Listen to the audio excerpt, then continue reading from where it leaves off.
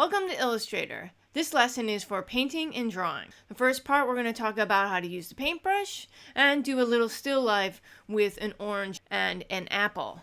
The second part, I have a 3D form of a K, and we're going to draw it using the pen tool. Please watch and maybe try to follow along. I will be asking you to use these skills in the next project. If you'd like to follow along, start with creating a new document. Then go to Print, and let's just pick letter size, and we're going to do portrait. I always change again to inches, and you only need one artboard.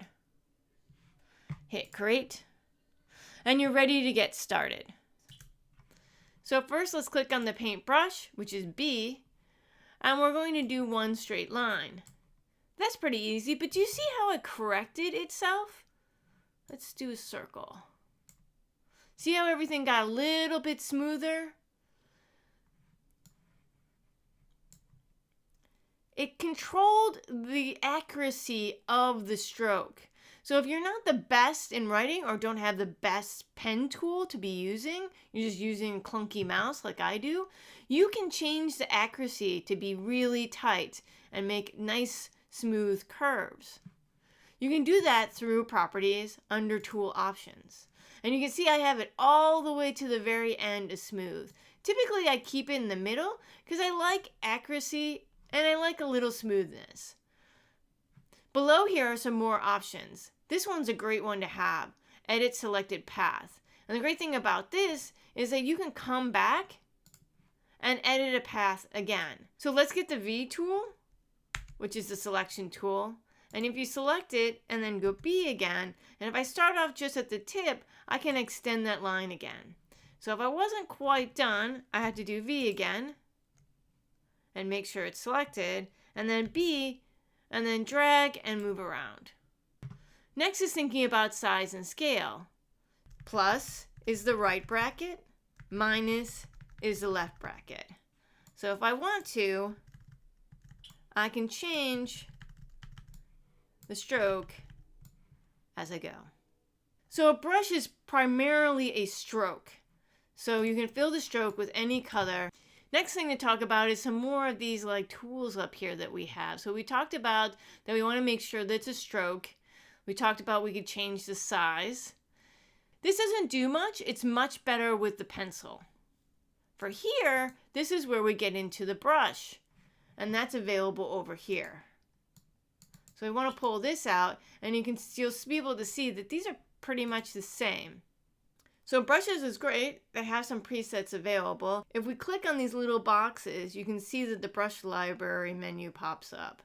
Let's click on that. And I like to just go to the artistic. Since we're just going to be doing a still life, let's try to use one of these to kind of do some painting. So all of these now are available. This is kind of like swatches. It's going to set up all the brushes that you want to use. And let's make sure you have the brush on. So that's B again. So when we use these brushes above here, all of these will change with the brackets. When we start moving below it to these custom brushes, we will have to use the stroke. So if I start with this first charcoal feather, I'm going to have to change it through the stroke size, which you can also do in Properties. So I'm just going to do a circle, and let's change the opacity, and maybe let's change the color. And we really can kind of build up the form with these layers and with the different brushes that we have. We can really build the layer.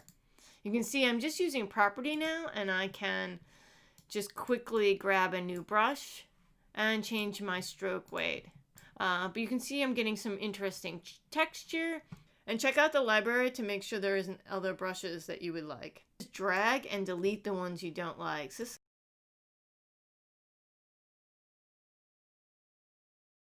I provided you with Fruit One, so let's open that up. Make sure you've already downloaded it from Canvas. Go to File, Place, and find where you downloaded it. You might have it in Downloads, or you might have put it in a special folder. Like, it wouldn't be a bad idea to put it in your Project One. Mine's right here, and I'm going to open it up, and then I'm just going to place it. So this thing's huge. I'm going to use Command minus to move it out so I can see it. And then remember to do V to grab the corner, holding Shift to bring it to the page. And then you can do Command plus to bring it back. All right, I got the file in, so let's start painting. So the first thing I'm going to do is take my eyedropper and select a whole bunch of colors from my fruit. I'm going to go with a lighter and then a middle grade and then a dark. For the apple, a dark green to a lighter green to a very dark. And then if I want to, I can increase the size to find just the right color. You can see it's slightly changing as I go. And the brush I like to use just to get the colors down and not to be playing with texture so much, it's just a solid circle. It just fills the form up quickly. Paintbrush only uses a stroke color. Remember, you can also grab your strokes from here, and these tools right here I can use by scaling it up and down with the brackets. I'm going to stay away from my orange top and just kind of go around it so I can come back and put a little more detail to it. You know, take your time when you're doing this for your still life to make sure everything kind of stays straight and you get the best looking orange you can. And now I can go and change to another color and just sample color as you go. Do I for eyedropper and kind of select this color again.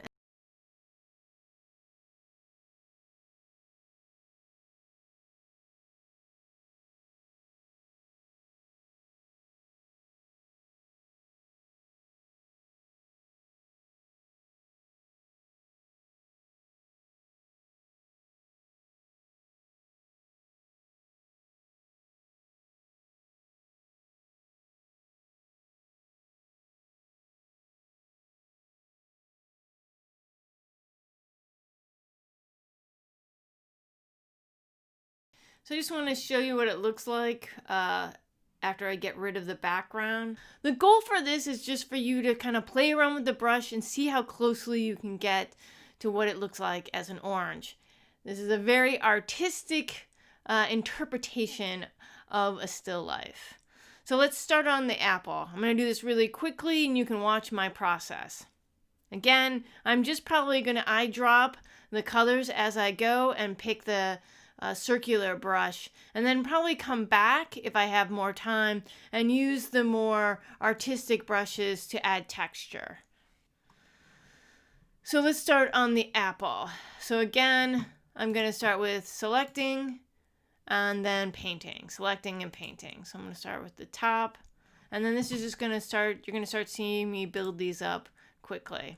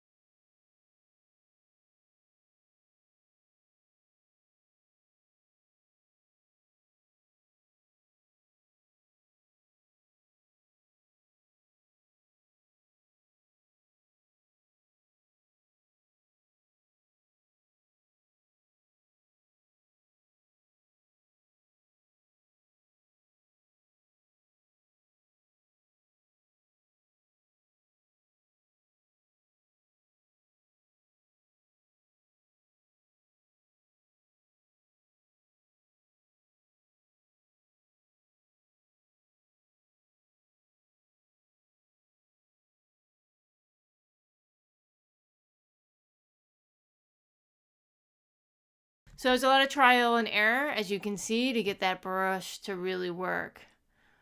Can get some unique, kind of scratchy, kind of textured aspects out of these brushes. All right, so that's a little demo on brushes. Hopefully you're taking some time to test this out yourself. So the next thing I'm going to do is I'm just going to take out the background. So by doing that, I'm going to do unlock, which is the Option Command 2. And I'm going to delete it and see what I got. So that's kind of a fun, kind of painterly apple and orange. So there's one other tool I want to show you, which is a gradient. All right, so let's add a gradient. So the first thing is I'm going to get a shape. So that's M, if you want to do a rectangle. And I'm going to pull it and kind of park it right in between the fruit. And then after we do that, I'm going to select the gradient. And now you've got some commands up here that we haven't seen before. And the first one I'm going to do is the linear gradient, but you can do the circular one, and then you can do the freedom. And we'll talk about this one in a minute. I think this is the one I really enjoy. But let's go back to the traditional one. You can change the colors by clicking on it, and it'll pull up your swatches, and you can change it this way. Either direction. I'm just double clicking on it and I'm able to change it. You can add one, but you have to see that plus come up. See that? Then you can add one. All right, we'll make this one even darker so it looks like the background. And let's change it because we already have an orange color. All right, so this doesn't make sense for our background. So top to the bottom to get that gradient. I can also kind of tilt it if I wanted to. This is the color that I'm on, that circle. This is a diamond that's blending the two together. So there's less of a blend or more of the blend. So that's the basic gradient all set up there. We might want to put a little drop shadow here if we want. Again, you should spend more time on this. I'm just quickly doing it. I can grab a little bit of the brown, switch it back to the stroke, and make it into opacity. Try to blend over on top of the very dark black. I'm going to change it to opacity, and I've got the brown still. And I can go back and forth with this process, now adding black into it, and then brown. There's another gradient. If I delete this one, I'm going to add another square back to where it was. And then I'm going to go to the gradient tool, and I'm going to toggle through these. And now you can see that I got this more blended color. So what this is all of these are colors that I, again, can change to make them darker to match. I can move the colors into affect and blend. So it really has some nice qualities to it. So if I wanted the background to be whiter, where the fruit are kind of are, I can add another color, which would be maybe more of an orange on this end. I can increase the size. So it really creates this kind of watercolor effect. And you can get this nice white glow in the back. This kind of interesting. So play around with that a little bit and see what you can get to create more dynamic space. Mask everything so we have a nice clean shape. And I want to select everything and I'm going to group it. And then I can take rectangle, cover it up, mask everything. Masking really makes it that you can clean up the edge. That's Command 7. And see, now it makes it a really more picturesque painting. So that is the painting. When you do this for your assignment, it's okay that this is rough and very playful. At this point in the video, please take a break. It would be good if you tried out some of the skills you just learned. This video does not have an assignment attached to it. Let's use the pen tool to make an image. This is part 2. Let's go get the image that I provided. Please make sure you've already gone to Canvas and downloaded it, if you would like to follow along. So I'm going to go to Place, and I'm going to find it. Again, it might be good to download everything and put it into Project 1. Mine is on the desktop. The file is myk, and let's place this. All right, this is again a very big picture, so let's use the command plus and minus to go get to the other end.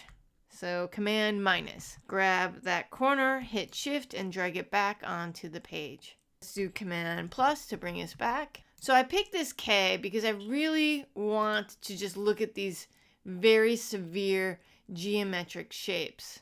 All right, we got this all centered in.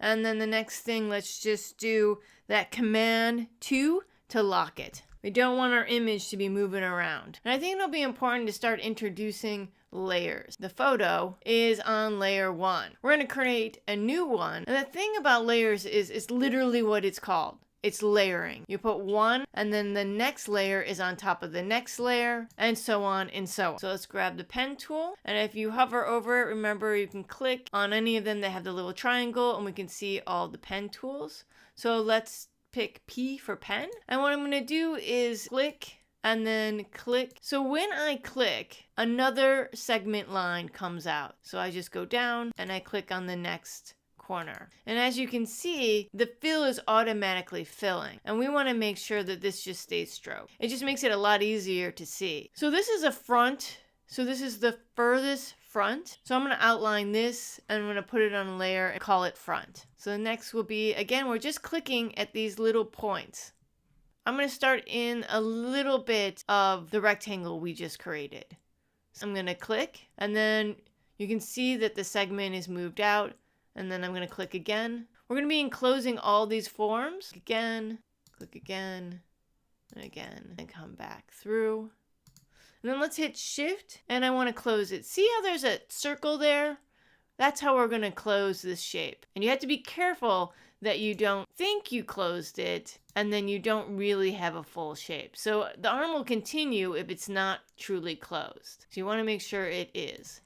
All right, so we have our shape. I will call this front. And you can double click on it to get this layer option.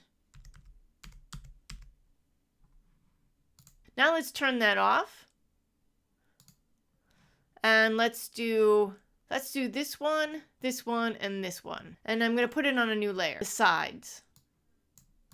Click. You get the pen tool again, which is just P. And I'm just clicking on the corners. So let's do this one, here, here, here. And again, it did close. I know that. Why? Because I didn't get the extension of another line.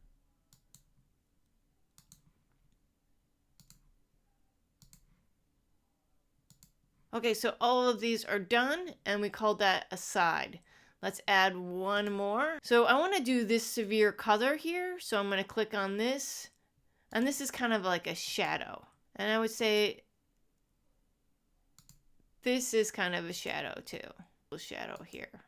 So I'm going to call these shadow, because we don't have our little edges, tops. All right, let's hide the shadows, and let's do these tops. So let's go back and let's start with front, and let's give this front a color. So I'm going to switch it to a fill, and I'm also can go to Pathfinder and I can create it into one. And at this point we can add a color.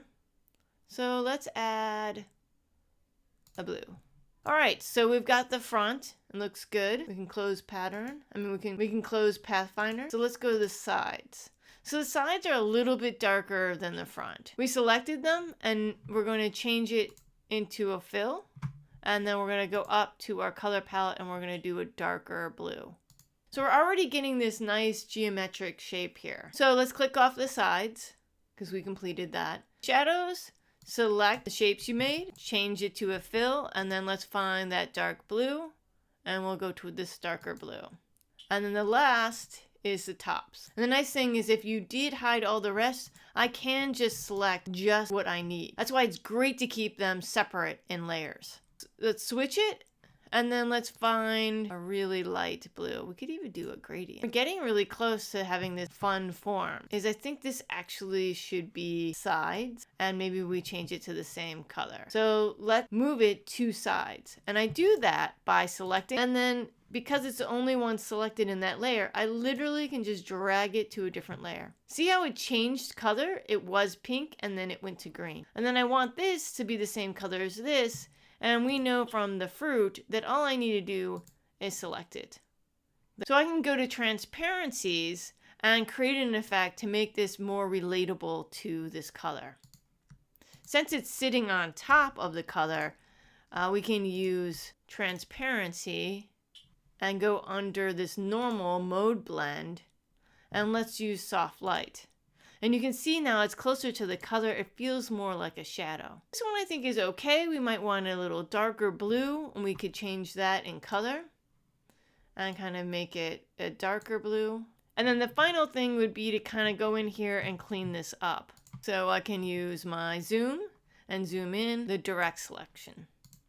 And I can select on these and I can kind of pull them down. And I'm kind of just eyeballing it, how to get them to fit correctly. Does this move up? Does this move down? So I'm selecting the one on top of it. Remember, I can go to layer, just want to lock it. So initially I kind of drew out the geometric shapes I saw, and now I come back and kind of make sure that they fit in correctly. I like how there's a little dark line in that fold. And if I want, I can bring it up a little closer and see that there's an effect that's falling also on the front facade of the K. All about detail and looking and kind of fussing with stuff to get it to be just right. And the preference between a paintbrush and this is yours. You know, which one do you find more successful? They both take time. So I'm going to go through this in a fast pace so you can kind of see how I just put these pieces together.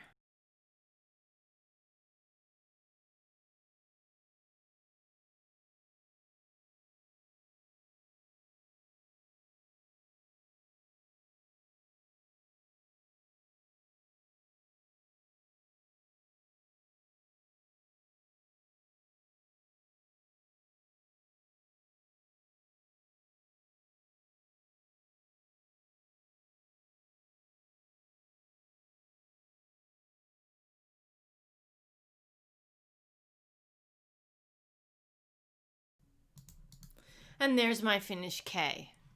All right, so the next thing I'd like you to do, start watching the videos for exercise. And remember, try this out before you start working on the exercise. I think it'll be very helpful, but you do not need to turn it in.